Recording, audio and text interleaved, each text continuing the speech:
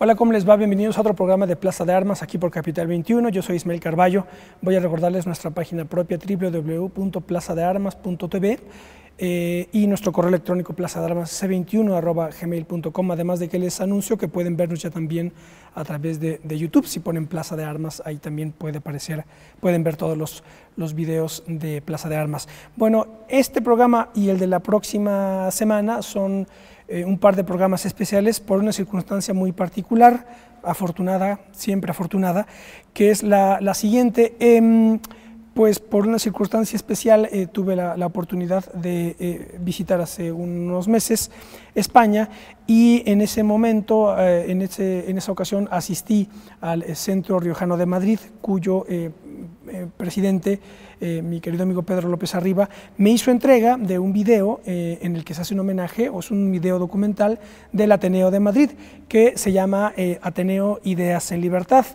Quienes hemos tenido la fortuna de haber pasado alguna temporada por Madrid y haber recorrido los pasillos y la biblioteca del Ateneo de Madrid, sabemos reconocer de inmediato el peso que tiene esta institución para entender la historia contemporánea de España, en virtud de que, naciendo en 1835, el Ateneo de Madrid pues es una institución que no nada más recorre, sino que vertebra de alguna manera pues la dialéctica política e histórica, ya digo, de la España contemporánea.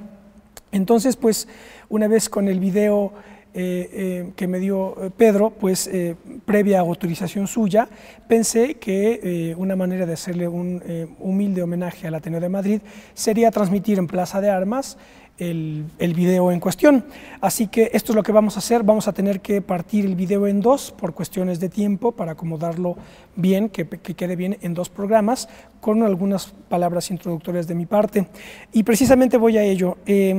Hay una figura mexicana en la que de inmediato se tiene que pensar cuando se piensa en el Ateneo de Madrid, y esa persona es Alfonso Reyes. De hecho, en la sala de la Cacharrería hay un busto de Alfonso Reyes. Cuando yo andaba por ahí, recuerdo que del otro lado estaba el busto de Eugenio María de Hostos. No sé si sigan dispuestos de la misma manera, pero ahí está el busto de Alfonso Reyes. Y precisamente, pues, como contribución a este homenaje que el propio Ateneo hace de sí mismo, y el homenaje que queremos hacerle desde México, voy a dar lectura a un texto precioso que preparó Alfonso Reyes en 1949, cuando lo invitan a inaugurar, o a la inauguración precisamente del Ateneo Español de México.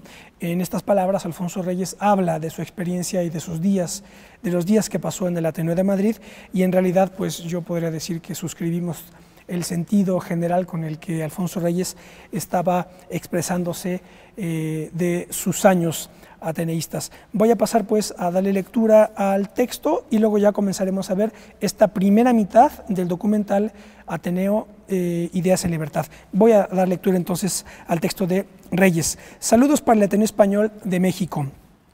Ofrezco mis mejores votos y augurios a esta casa que abre hoy sus puertas, que viva y prospere, y que ella venga a ser el centro activo en que se aten las tradiciones y cobren impulso los intentos hacia el porvenir.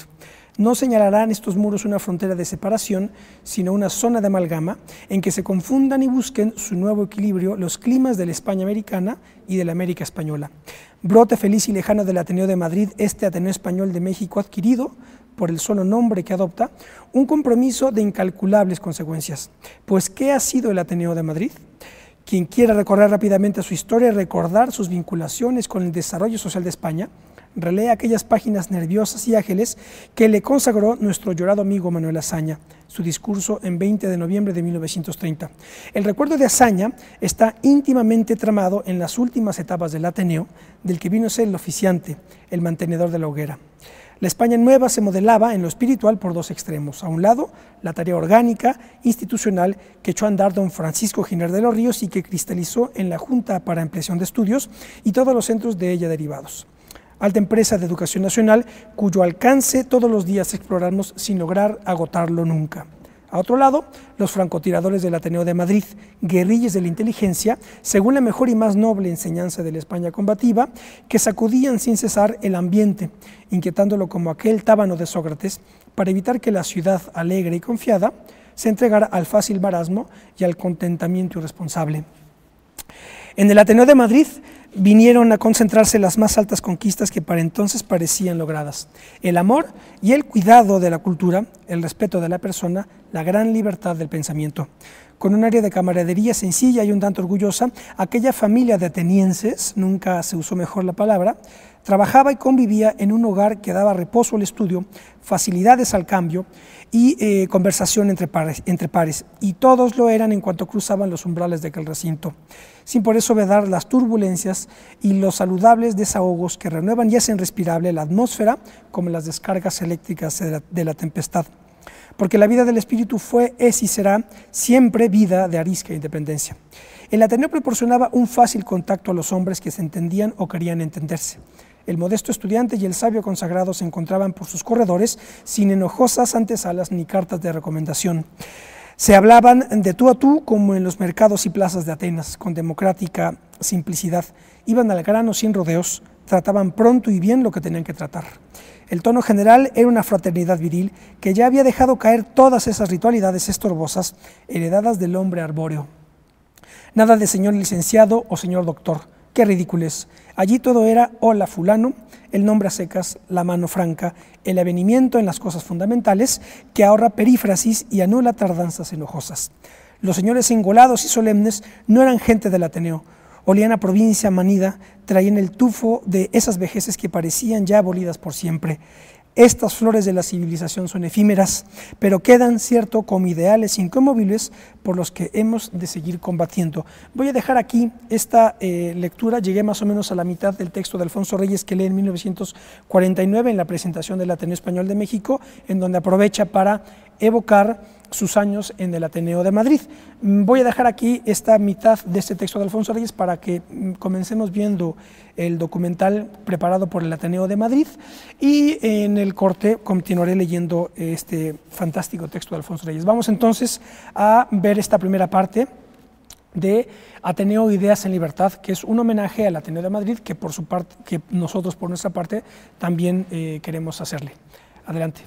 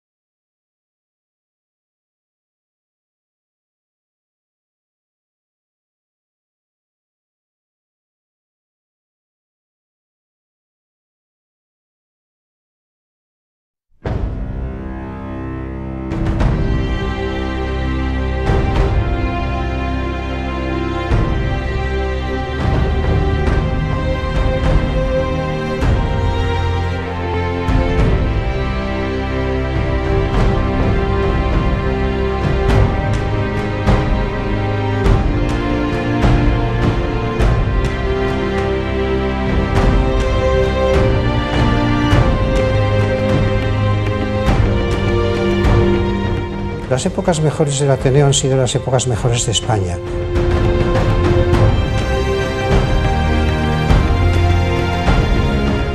No había persona que estuviera inmerso en la cultura que no quisiera ser ateneísta.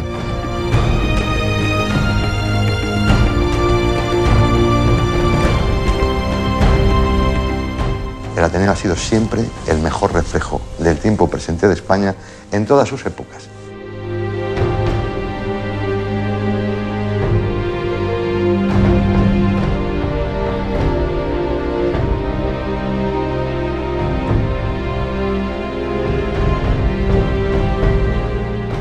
No desaparecerá nunca.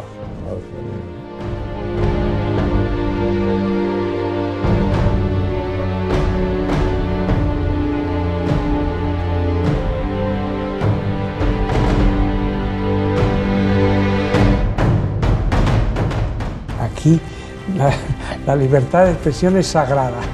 Entonces cada uno puede decir lo que le da la gana.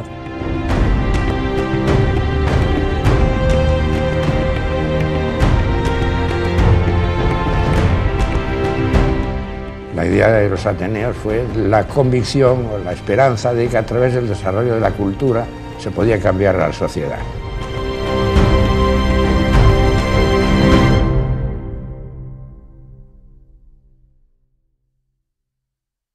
aquí se han formado y se han interlocado gobiernos y ha tenido presidentes y juntas de una altura intelectual extraordinaria, ¿no? Personas como Azaña, Unamuno, el conde de Romanones, etcétera, etcétera, ¿no? El Ateneo ha incidido en toda la vida cultural y política española, no solamente en filosofía o en literatura, sino también en ciencias. Somos bastante críticos con nuestros administradores. Como librepensadores en el Ateneo podemos decir cosas que a lo mejor muchas veces fuera no se dicen. Y ahí está gran parte de su fortaleza. De esas heterodoxias han salido movimientos, doctrinas, actitudes al margen de las doctrinas oficiales que han sido luego las que se han consolidado.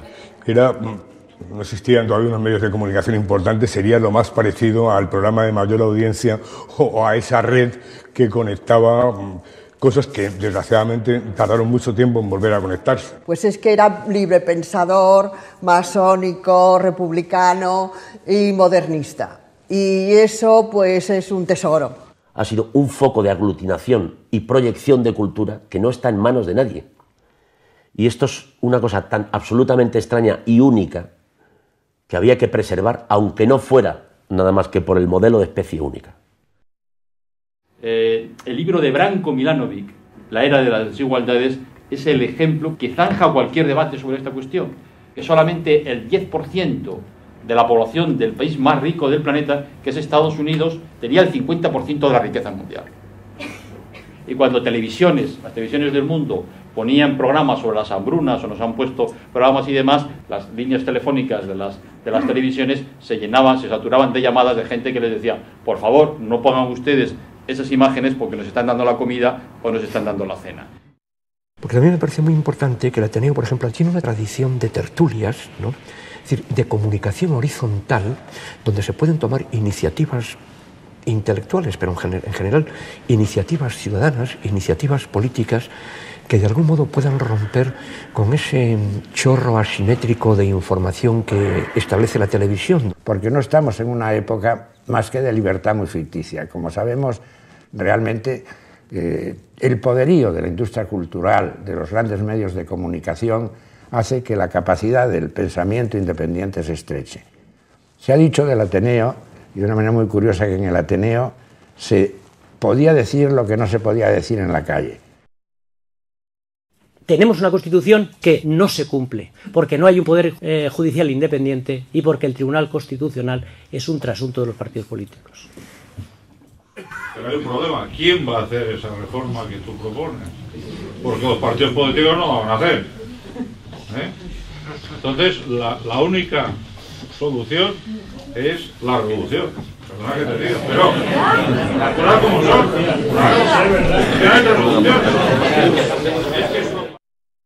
Naturalmente, en el Ateneo siempre es a favor o en contra, y sobre todo, a ser posible, en contra, ¿no? El Ateneo es el espíritu de la contracultura, ¿no? Dice, bueno, te levantas a defender la opinión del ponente e inmediatamente el ponente se pone en contra de ti, ¿no? Lo que he visto es cómo de alguna manera las instituciones, en unos casos con buena voluntad y otros con la peor del mundo, intentan controlar todo aquello que tiene que ver con el pensamiento para acabar con una cuestión, que es lo que un sujeto que ha desaparecido de nuestra sociedad, que es el libre pensador. Que esto es una historia que yo creo que es muy interesante, que existan siempre personas, satélites, que aportan cosas, aunque sean disparates, da igual. Pero es necesario que haya alguien que diga: el hombre no llegó a la luna. Da igual que esté en el error, pero tiene que estar compensada la balanza. No podemos estar todos en posesión del conocimiento oficial y que sea el único conocimiento. Es decir, que se supone que era mucho más fácil para los proletarios de Marx darse cuenta de lo que estaban haciendo con ellos. Con vosotros están haciendo lo mismo, pero con esta desventaja, que no os dais cuenta. Es justamente a esto a lo que aludo cuando digo de cómo Dios se mete en todas partes. Es decir, que el progreso del capital, del Estado y de los modos de poder ha consistido en que cada vez más nosotros, las criaturas humanas, nos lo traguemos sin darnos cuenta.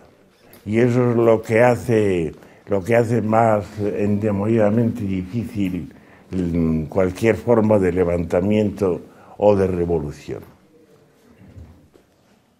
El régimen más avanzado que padecemos hoy día, la democracia desarrollada, confía ciegamente en eso. Alta especulación y filosofía mundana, es decir, la filosofía a veces no tiene una relación muy directa con los problemas de la vida cotidiana o con los problemas de la gente.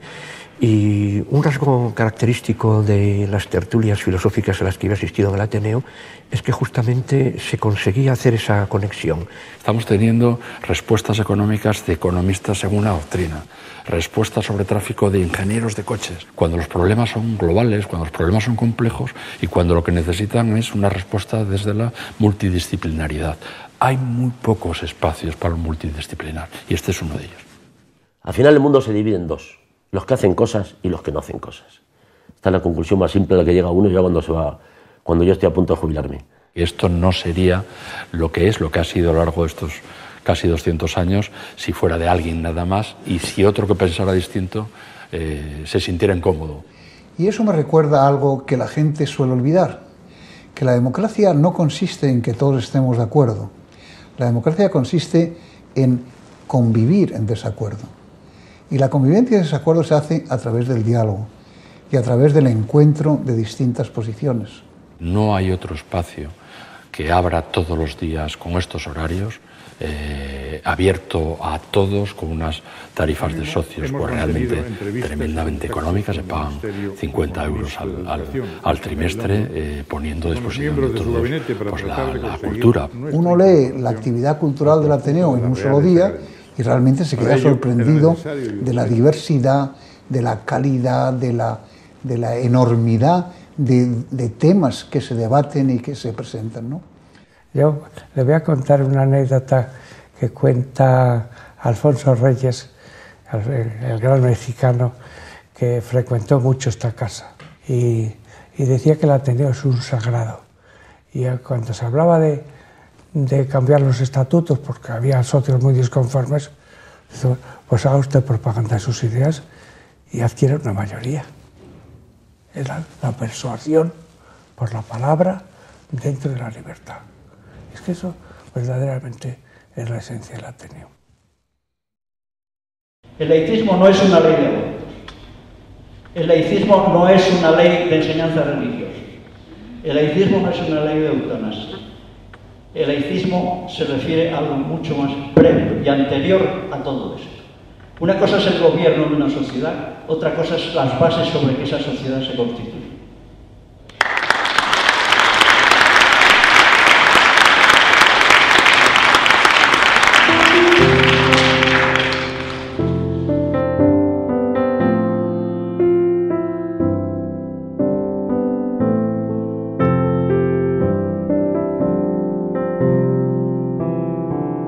Bueno, esta es una transmisión especial, estamos viendo este documental especial preparado por el Ateneo de Madrid, que se llama Ateneo Ideas en Libertad, un homenaje al Ateneo de Madrid.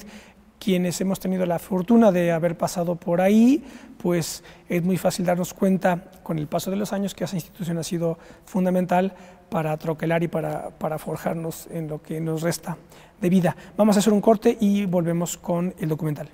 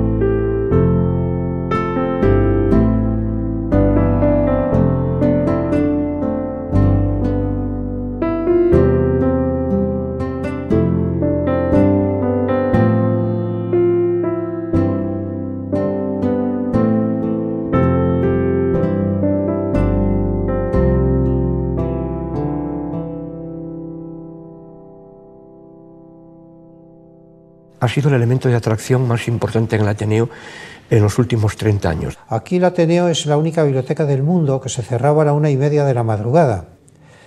Y éramos casi una pequeña secta, en el mejor sentido de la palabra, los que salíamos a la 1:30 de la madrugada. Es donde una persona solicita un libro y antes lo tiene. Aquí hay muchísimos libros, aquí están todos los libros. Todos los grandes libros del siglo XVI, XVII, XVIII, XIX y comienzos del XX están en esta biblioteca. En la actualidad la biblioteca tiene casi 800.000 volúmenes, es una biblioteca de gran envergadura. Tiene unos fondos extraordinarios. Desde luego, para los fondos que tiene del siglo XIX y la primera mitad del siglo XX, son muchos de ellos prácticamente únicos. Muchos chicos jóvenes estudiaron su carrera aquí en el Ateneo. Un sitio tranquilo, donde podían tener los libros gratis, y todavía se mantiene esa tradición. Pues ahí se podía, si ibas a estudiar, pero al mismo tiempo hacías muchas tertulias, tenías acceso también a libros, había intercambio, ese maravilloso intercambio clandestino de libros, ¿no? Yo creo que vamos, no hay nada como prohibir la lectura, ¿no? Porque sea estimulante. Bueno, yo podría anecdóticamente decir que es el primer sitio que leí yo el Manifiesto Comunista, fue precisamente en el Ateneo. Claro, no se podía leer en ningún otro sitio de España, incluso en aquella época estaba en el Ateneo. Comíamos ahí en la taberna de Pereira, una taberna aquí próxima, cenábamos y estábamos aquí hasta que cerraban y nos íbamos todavía hablando por las calles de Madrid discutiendo lo que habíamos leído del Ateneo. Yo tengo amigos que en cierta época venían al Ateneo y se quedaban a dormir al Ateneo porque terminaban en la biblioteca pues a las 12 o la 1 de la mañana y ya a la mañana siguiente empezaban a primera hora a trabajar en la biblioteca y de paso, como había unos sofás bastante cómodos, pues se quedaban a dormir aquí, ¿no?, para aprovechar la biblioteca. Bueno, había otro hombre que también era un caso peculiar, un tal Calles, que se llamaba, que cuando se cerraba el Ateneo se encerraba en los lavabos de ahí de arriba del Palomar, se quedaba escondido y esperaba que se fuese todo el mundo para salir y seguir estudiando ahí dentro. Y luego con una estructura y con esas lámparas que tiene doradas y con dan una imagen muy buena de biblioteca, ¿no? De biblioteca, por decirlo así, de toda la vida.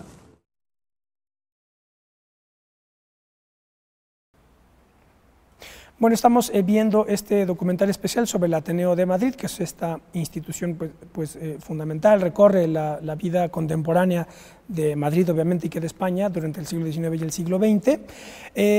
Pero antes de irnos al corte, quiero terminar de darle lectura al texto que Alfonso Reyes presentó en 1949 ante el Ateneo Español en México, que en esos momentos estaba inaugurándose, para, digamos, dejar aquí el testimonio de las evocaciones que Reyes hacía de aquellos tiempos en el que él fue también un ateneísta. Continúo con la lectura, que tampoco es tan larga. Dice así: la sala de conferencias se encargaba unas veces de mantenernos al día sobre las investigaciones en marcha, sobre la última palabra de los laboratorios en el más amplio sentido del concepto, o bien sobre las inquietudes y las agresivas exigencias del equipaje juvenil recién desembarcado. Pero otras veces también, y esto solo en las sesiones íntimas, de puertas adentro, aquel calor, aquella fantasía, aquella extravagancia restañable que late en el fondo de la raza, como laten las fuerzas volcánicas en las regiones terrestres que todavía no han muerto y que ya determinó las revoluciones estéticas con que se liquidó el siglo de oro, estallaban en verdaderos fuegos de artificio, de un humorismo inconmensurable, a tal punto que cuando después de mis venturosos años en Madrid me trasladé a París y me asomé a las sesiones públicas de los tremebundos suprarrealistas, todos esos remilgados del escándalo con programa, se me figuraban unos niños a quienes papá daba permiso de travesear un poco. La famosa cacharrería del Ateneo, el lugar donde se iba a decir burradas, a soltar cuanto traía uno adentro, aún ejerciendo el derecho humano, todavía no reconocido, de contradecirse uno a sí propio cuando le da la gana, preciosa catarsis y limpieza del ánimo. La famosa cacharrería ha sido por varios lustros la fragua de las anécdotas literarias que amenizan la historia y en la exageración caricaturesca descubren de un golpe sus perfiles. La biblioteca del Ateneo no tenía igual, por sus riquísimos acervos, por la facilidad con que se obtenían o hasta se mandaban comprar los libros que cada uno pedía, o por su plácido ambiente tan propicio al recogimiento aún en medio de una numerosa compañía. por la eficacia de sus servicios, fruto mucho más que del sistema y el índice y la papeleta, del conocimiento personal, de la nítida memoria, de la calidad humana de los ayudantes, verdaderas y características virtudes hispánicas. ¿Cuántos buenos libros se escribieron allí a la vista de todos? Mañana alguien podrá levantar el inventario y resultará realmente asombroso. Me aseguran que el León de Graus, Joaquín Costa, solía guarecerse tras una muralla de libros, y cuando los vecinos daban en cuchichear demasiado, la terrible cabeza de don Joaquín asomaba sobre las almenas y bastaba, como una gorgona, para imponer silencio. Cuando nuestro Icaza aparecía por el Ateneo, se corría la voz. Don Francisco era siempre el centro de las conversaciones, de las tertulias. No se borrará su imagen en aquella casa hospitalaria. Tenía el don de la réplica, su floretazo era implacable. Había leído y había vivido mucho a lo largo de varios madriles. Como Néstor en el Palacio de Peleo, desplegaba ante los jóvenes la genealogía personal y literaria de los escritores, de las distintas pléyades. A su aguda mirada no escapaba un solo movimiento en las marejadas de las letras. Hoy, por obra y gracia del ilustre Bernard Jagger, se habla mucho de la paideia, esa educación que completa al ciudadano fuera de la escuela, en el ágora y en los baños, en la frecuentación de la gente, en la charla que suele sustituir al libro y a veces con mucha ventaja. Pues bien, los tiempo hemos conocido la paideia y en acción. Que se me dispensen estas soledosas recordaciones. Alguna vez tenía que vaciarlas, aunque acaso abuse de vuestra paciencia. Alguna vez tenía que decir lo mucho que significó para mí aquel hogar del espíritu, donde encontré a mis primeros amigos españoles y sin duda el bálsamo en mis amarguras del destierro. Es un privilegio para mí, señores del Ateneo Español de México, el que me hayáis dado la ocasión de saludaros al inaugurar este instituto. Que os sea tan propicio nuestro ambiente como lo fue el vuestro para mí, en horas inolvidables. Ellas han marcado definitivamente algunos rumbos de mi conducta. Junto mi voluntad con la de mis compatriotas mejores, para desearos todos los éxitos y venturas, amigos y hermanos míos de ayer, de hoy y de siempre. Este es el texto que lee Alfonso Reyes en 1949 en la inauguración del Ateneo Español de México. Con esto contribuimos nosotros a este homenaje que hemos querido hacer al Ateneo de Madrid. Vamos al corte y volvemos para continuar viendo el documental Ateneo, Ideas en Libertad. No se vayan.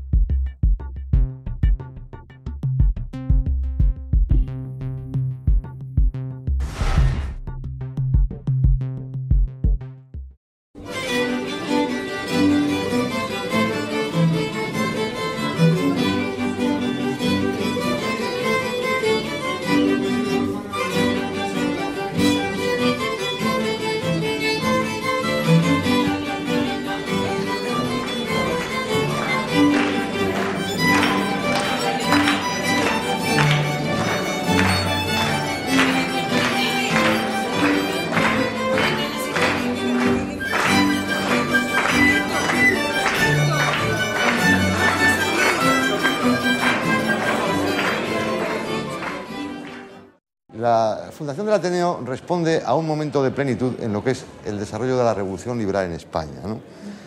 El Ateneo nace sobre todo del esfuerzo de la Real Sociedad Económica Matritense de Amigos del País, que tomando partido claramente por la situación que se abre en el inicio de la guerra carlista, de la confrontación liberales-carlistas, toma partido claramente por la línea liberal, aunque algún socio de la matritense sería carlista, pero alguno excepcionalmente, y en el proyecto del gobierno de Mendizábal, el gran proyecto cultural es la creación del Ateneo como órgano difusor de la cultura. Del siglo XIX están pues un poco los mejores pinceles que puede haber en la pintura española, tanto de primera fila como de segunda fila.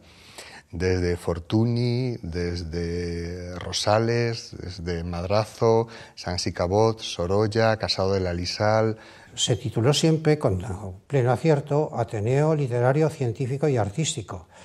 Se entendía ya, estas personas, los fundadores, entendieron la ciencia como una parte de la cultura, como una parte integral de la cultura. Pero indudablemente la ciencia hay que divulgarla y hay que la gente conozca lo que se está haciendo, por qué se está haciendo, qué utilidad tiene. no son incompatibles discutir, hablar y conocer pues, el segundo principio de termodinámica y la primera parte del Quijote. Vamos. Si quería ser un artista contemporáneo, entendido ese contemporáneo, lo que es el final del 19 y principios del 20, es que tenías que estar representado en el Ateneo de Madrid. Habría que recordar las famosas polémicas de la ciencia. El mismo Cajal, cuando él recibe el Premio Nobel de Medicina en 1906, ya había sido presidente de la sección de ciencias del Ateneo, al igual que Carracido, Laurano Calderón. Creo que la ciencia tiene que ser también la base de un auténtico humanismo. Segismundo Moret hace que a través del Ministerio de Fomento se instaure en el Ateneo esta escuela de estudios superiores que llegó a contar con 82 cátedras. Las cátedras del Ateneo eran más avanzadas y más reconocidas y tenían más trascendencia que las propias cátedras universitarias. A la fundación van a acudir señaladísimos hombres del gobierno. El que preside justamente la sesión inaugural del Ateneo, va a ser Salustiano Lózaga, que es el gobernador civil de Madrid que ha nombrado Mendizábal. Aunque efectivamente acoge a un número de gente mucho más amplio de prácticamente todas las tendencias que están en ese momento apoyando la renovación liberal que se ha abierto en 1833, Martínez de la Rosa, el que va a ser primer presidente, el duque de Rivas, en fin, y tantos otros. Cuando se fundó el Ateneo del duque de Rivas, todos eran revolucionarios, ¿no? Eran revolucionarios contra Isabel II. En el año 1826 desaparece porque se proscribe este Ateneo, cuando viene otra vez la reacción y vienen los 100.000 hijos de San Luis, y no se vuelve a refundar hasta el año 1835. Va rodando por Madrid, por el centro de Madrid. Estuvo en la calle Abrantes inicialmente, por la calle Arenal, pero su gran sede fue en la calle Montera. Hoy hay en esa calle un hotel que se llama Hotel Ateneo, que está justamente en el emplazamiento donde estaba la sede del Ateneo entonces, en la calle La Montera. El primer sitio donde ya en 1820 se planteaba la educación, la formación para las mujeres como un derecho de las mujeres, en 1820. Cuando el Ateneo decide estabilizarse, tiene un gran presidente, el más grande presidente de la historia del Ateneo, pues efectivamente ha sido Antonio Cánovas del Castillo. 14 años de presidencia, que no se dice pronto, no está nada mal. Y además, pues los discursos de apertura de curso de Cánovas son notables, todos ellos importantes, y especialmente importante el discurso del año 1884, que es el año de la inauguración de este edificio en el que nos encontramos ahora. Cánovas, ahí en un intersticio en los gobiernos de turno que le tocó en ese momento a Sagasta, aprovecha 3 años para ser presidente del Ateneo por última vez en su vida y aprovecha para hacer la actual sede. La inauguración fue en el actual Salón de Actos, en un acto memorabilísimo donde estuvo representado, pues estuvo Pimargal, estuvo Castelar, por supuesto estuvo todos los sectores conservadores, estuvo el rey Alfonso XII y dio uno de los más importantes discursos de la historia de la casa, Cánovas del Castillo, una reflexión sobre la historia de España. Dio una larga conferencia de 2 horas en el cual decía continuamente: Majestad, los ateneístas no merecemos el honor que nos hace con su presencia. 100 años después a mí me tocó también la tarea de decir un discurso ante el rey de España, y lo hice pues considerando y agradeciendo la visita del rey, es verdad, y con toda cortesía, pero resaltando un poco el carácter republicano del Ateneo. Sí. Hay anécdotas que me resultaban divertidísimas, como la de Valle Inclán pidiendo en todas las asambleas que expulsaran al socio número tal, que era el número que tenía asignado el rey de España. Aquí había, por supuesto, seguía habiendo muchos republicanos, pero también había monárquicos. El Ateneo es una vanguardia, siempre fue una vanguardia de la sociedad española, aspiramos a que lo siga siendo, y creemos que la República pues es una forma mucho más actual de gobernarse los ciudadanos a sí mismos que las monarquías. El mismo Castelar, el mismo Cánovas del Castillo eran consumados duelistas, manejaban la espada, la pistola o ambas. Eso, hay un duelo muy famoso con un ateneísta y el inspirador del Ateneo, el 13 de abril de 1836, duelo a pistola entre el señor Mendizábal y el señor Istúriz, en la pradera de San Isidro, que felizmente pues los dos tuvieron mala puntería, ¿no? Como dice el clásico, el duelo se produjo con honor para ambos y sin daño para ninguno, ¿no? Otra cosa importante al flete, no vamos a tirar a las piernas ni a los pies, vamos a tirar a lo que es el tronco del cuerpo, que es donde están los órganos vitales. Así.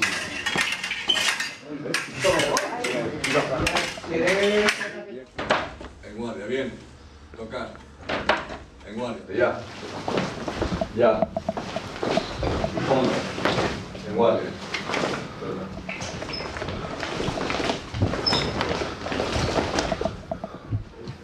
Ahora sí. Muy bien, chicos. Mano izquierda.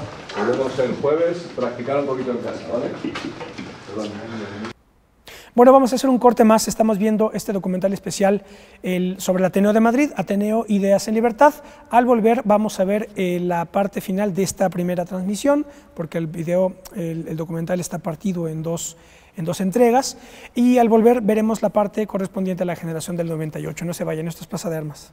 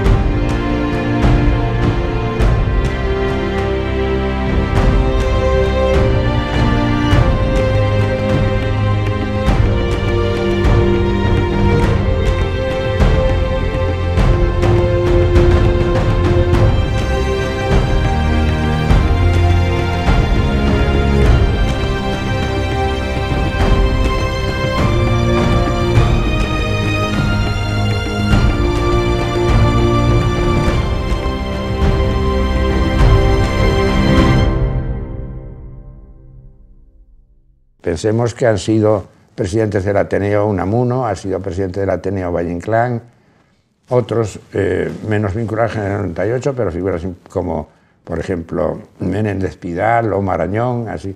El 98 en realidad empieza un poco antes, con las grandes críticas. Lucas Mayada, su célebre obra Los males de la patria, va a encontrar un eco entre ateneístas, entre los que se va a encontrar Joaquín Costa, entre los que va a estar Unamuno, que viene de Bilbao, un hombre tan rebelde de natural, entre los que se va a encontrar pues, Ramiro de Maeztu, se va a encontrar también Azorín, con ese impulso crítico, autocrítico de algo hemos hecho mal en España, que no nos salen bien las cosas, ¿no? Solamente subir la escalera del Ateneo, enfrente, afortunadamente, tenemos una de las pinturas de doña Emilia, que fue una gran institución en esta casa, porque fue una de las pocas mujeres ateneístas, conferenciantes de aquí, y que además era una lumbrera en las letras, la literatura, en las ideas avanzadas y en el feminismo. Mire usted, doña Emilia Pardo de Bazán fue la primera mujer que se inscribió como socio en el Ateneo, después de unas polémicas con el Marqués del Busto acerca de la inferioridad del cerebro femenino, que el Marqués del Busto, que era médico y era un hombre, pero era un hombre pues no muy inteligente, y doña Emilia Pardo de Bazán pues obviamente no era médico, pero era mucho más inteligente que el Marqués del Busto. Por contar alguna anécdota, de esos 82 catedráticos, donde estaban pues desde Galdós, Chegaray, Carracido, Cajal, de todos ellos solo había una mujer, Emilia Pardo Bazán, fue la que más público congregaba. Bueno, ella tenía ya relaciones literarias con escritores de la época, incluso amorosas, como he sabido, con Pérez Galdós, con don Benito Pérez Galdós. Por supuesto, compañera y amante de Benito Pérez Galdós, que formaban la élite de la cultura española. Y esto yo creo que tampoco se resalta lo suficiente en la historia del Ateneo, en la historia de Madrid y en la historia de España. Que fueron relaciones pues muy literarias y que se rompieron también por literatura, porque doña Emilia pues escribió Insolación, que era un idilio fulminante que tuvo con el señor Lázaro Galdeano, luego el creador del museo, que indignó a Galdós, y luego Galdós escribió pues alguna Tristana y se vio reflejada en estas novelas, y rompieron también. Le dieron una cátedra de literatura, y no fue por oposición ni tal, porque en aquel momento ni siquiera se podían hacer oposiciones las mujeres. Iban sin matricularse a escuchar, era como unas oyentes de las lecciones magistrales de los profesores, y se sentaban en las primeras filas para que los varones que asistían a la clase no se vieran excitados por la presencia de aquellas compañeras si se mezclaban en los bancos con ellos. Y el caso es que doña Emilia pudo ir a dar esas clases porque el rey, don Alfonso XIII, le concedió graciosamente, dado su prestigio y su valía, una cátedra de literatura. Y ella cuenta cómo no fue nadie nunca a ninguna clase. Que ella se presentaba cada tarde, le tocaba su hora, entraba en el claustro, le preguntaba al bedel, ¿ha venido algún alumno? Le decía, no, doña Emilia, no ha venido nadie, y se iba. Esta es una de las historias de una de nuestras grandes e ilustres mujeres. Cuando yo fui presidente del Ateneo de Madrid, pues invité al presidente del Ateneo de Londres, donde se inspiraron los exiliados fernandinos para crear el Ateneo, que era en aquel momento Sir David Hunter. Y una de esas cosas que más extrañó es que había muchas mujeres aquí en el Ateneo. ¿Cómo es posible que haya mujeres? Nosotros en el Ateneo de Londres no tenemos mujeres y no las podemos admitir. Y tanto es así que cuando Mrs. Thatcher fue presidente del gobierno, el reglamento del Ateneo obligaba a que fuera presidente del Ateneo y que se le hiciera un acto allí en el Ateneo. Y entonces los socios decidieron que había sido mujer antes de ser presidente del gobierno y que por lo tanto no podría entrar en el Ateneo, y no pudo entrar en el Ateneo. Unamuno, a pesar de su estancia prolongada en Salamanca, tenía a bien el visitar frecuentemente el Ateneo y también ocuparse, llegando incluso a presidirlo, de esta institución. Se puede repasar la documentación de la época y ver las conferencias, por ejemplo, que dio aquí Unamuno hace poco. Me entregaban unos recortes de prensa de aquella época con la conferencia que dio Unamuno sobre Bolívar en el Ateneo y la multitud que fue a esperarle a la estación, que la acompañó al Ateneo, ya que él venía de Salamanca, en donde, como saben, era catedrático y fue también rector, ¿no? Bueno, Valle-Inclán, personaje tan poliédrico y controvertido, destacaba, a mi juicio, en todo lo que eran las tertulias célebres de la cacerería, donde cuentan que con otros personajes, quizás hasta pintorescos como Rosso de Luna, pues hasta llegaban a vender tesoros, ¿no?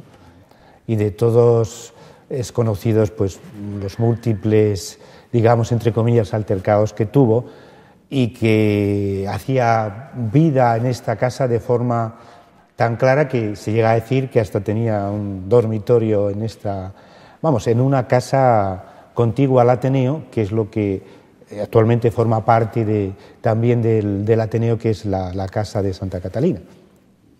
Aparecen por aquí cada vez que vienen americanos, y citaré uno de los más famosos que pasan por aquí, que es Rubén Darío. Es que Pérez Galdós es mucho más que un ateneísta, que un escritor de fama. Creó el corpus literario y social y el retrato magistral de nuestro país con la misma o mayor profundidad, porque además tenía una visión progresista, que hizo Balzac con su Comedia Humana. Los escritores que se consideraban más cultos que él y más elitistas y estilistas, y ahí tenemos a Valle-Inclán llamándole escritor garbancero, porque lo que hacía era describir la vida cotidiana de los españoles, porque su obra además no solo podía influir, y lo hacía, en las clases cultas y en los dirigentes sociales, sino en las clases populares. Va a ser el crisol donde se vayan a formar importantes grupos artísticos como pueda ser la Sociedad de Artistas Ibéricos en esos años 20. Fijémonos que llevaba el Ateneo desde 1835 y estamos dando un salto ya muy grande en 1905 y todavía encontramos que presidentes del gobierno de la nación pues resulta que salen de las filas de los ateneístas. En fin, Istúriz había sido presidente del gobierno y había sido ateneísta, Olózaga, presidente del Ateneo y también había sido primer ministro. No digamos Cánovas, del que ya hemos comentado, en fin, Castelar, que había sido... Todavía Segismundo Moret alcanza la presidencia del gobierno por primera vez en 1905, encabezando el Partido Liberal, y era un hombre que había sido también presidente del Ateneo de Madrid. Y todavía hay esa tremenda interacción de que el Ateneo sigue siendo esa escuela ciudadana fundamental de saberes, de conocimientos, de opiniones, de ideologías. Eso va a durar todavía hasta lo que es el entronque con los años 30, en el que todavía queda un último presidente del gobierno de la nación, Manuel Azaña Díaz, que va a salir también de las filas del Ateneo.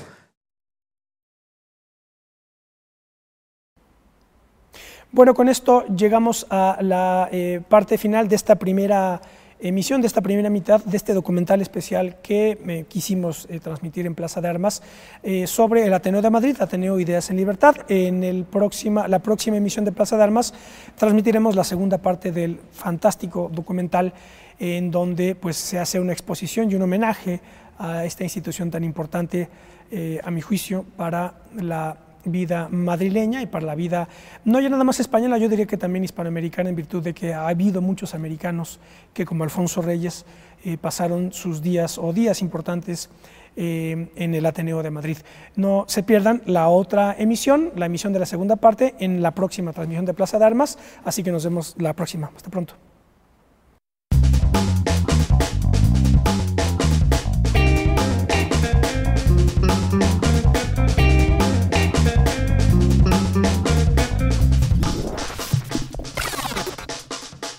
Wow.